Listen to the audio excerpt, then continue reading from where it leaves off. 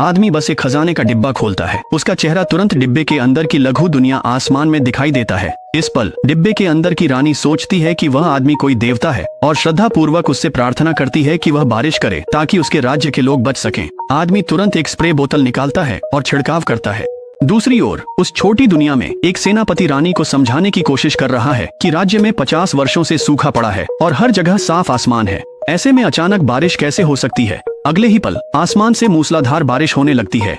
सभी लोग बारिश में खड़े होकर बेहद खुश हो जाते हैं। आदमी डिब्बे के अंदर की दुनिया से गहराई से मोहित हो जाता है। हालांकि ज्यादा समय नहीं बीतता कि डिब्बे के अंदर का राज्य अचानक महामारी की चपेट में आ जाता है। सैनिक घबराए और डरे हुए हैं और लोग भयंकर पीड़ा झेल रहे हैं। जनरल तुरंत रानी से कहता है कि वह फिर से भगवान से सुरक्षा के लिए प्रार्थना करें, लेकिन रानी बार बार भगवान को परेशान नहीं करना चाहती और सभी से अन्य समाधान सोचने के लिए कहती है। इस पर जनरल कहता है कि इस दुनिया में कोई भगवान है ही नहीं, पिछली बारिश तो बस एक संयोग थी।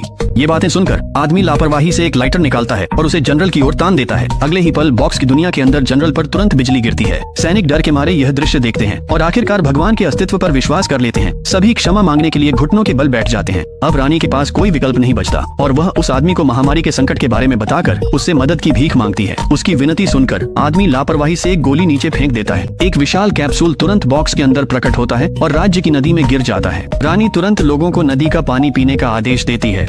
1 घंटे बाद शहर के सभी लोग चमत्कारिक रूप से ठीक हो जाते हैं। भगवान के प्रति कृतज्ञता दिखाने के लिए रानी उस आदमी की मूर्ति बनवाने का आदेश देती है और अगले दिन के लिए भव्य समारोह की तैयारी करती है। वेदी से सुनहरी रोशनी चमकने लगती है।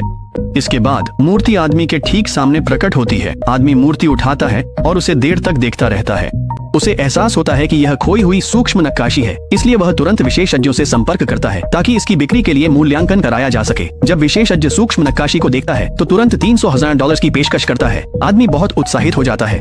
उसी शाम आदमी देखता है कि डिब्बे के अंदर रानी नहाने की तैयारी कर रही है। जैसे ही आदमी ध्यान से देख रहा होता है, डिब्बे के अंदर से कोई अचानक आकर रिपोर्ट करता है कि दुश्मन की सेना हमला कर रही है। रानी के पास कोई विकल्प नहीं बचता, इसलिए वह जल्दी से कपड़े पहन लेती है। आदमी तुरंत गुस्से से भर जाता है।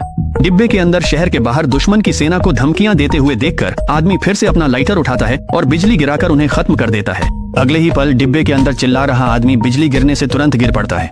यह देखकर दुश्मन की सेना तुरंत तितर बितर होकर भाग जाती है। अगर आप भगवान बन जाएं तो क्या करेंगे?